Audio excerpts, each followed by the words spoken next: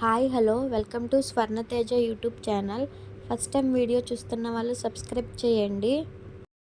ఈరోజైతే చేపలు నేను ఫ్యాన్ ఫ్రై చేస్తాను. నా స్టైల్లో ఎలా చేయాలో చూపిస్తాను. ఫస్ట్ అయితే అల్లం వెల్లుల్లిపాయ దంచుకోవాలి, అల్లం వెల్లుల్లి పేస్ట్.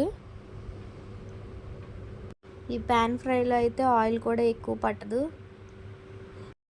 డీప్ ఫ్రై కాదు కాబట్టి హెల్త్కి కూడా మంచిది.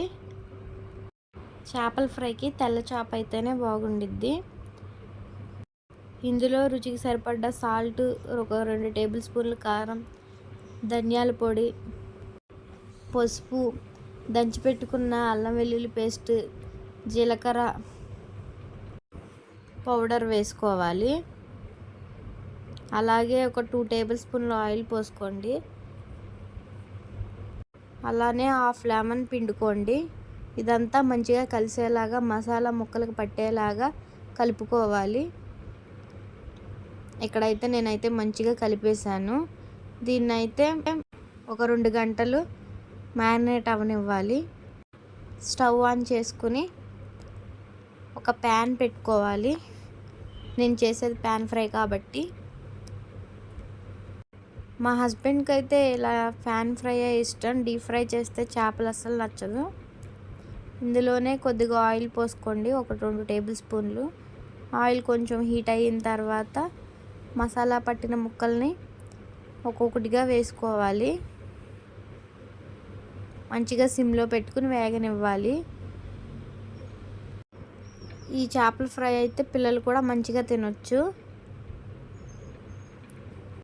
ముక్కలన్నీ వేసిన తర్వాత ఇంకో టేబుల్ స్పూన్లు ఆయిల్ పైనుంచి ముక్కల మీద పోయాలి.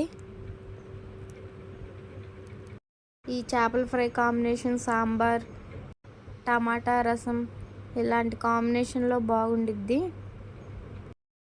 ఈ చేపలు పిల్లలకి పెడితే బ్రెయిన్ కూడా మంచిగా డెవలప్ అయ్యిద్ది.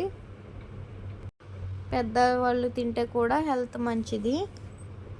ఒక సైడ్ కాలిన తర్వాత రెండో సైడ్కి తిప్పేసుకోవాలి.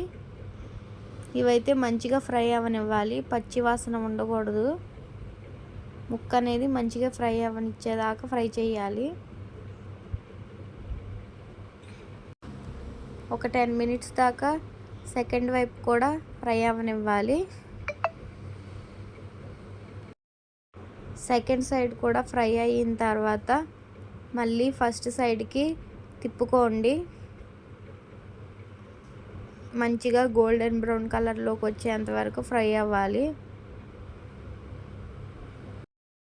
చాలా ఈజీగా, ఎక్కువ మసాలాలు లేకుండా ఇంట్లోనే మంచిగా చేసుకోవచ్చు చేపల ఫ్రైని.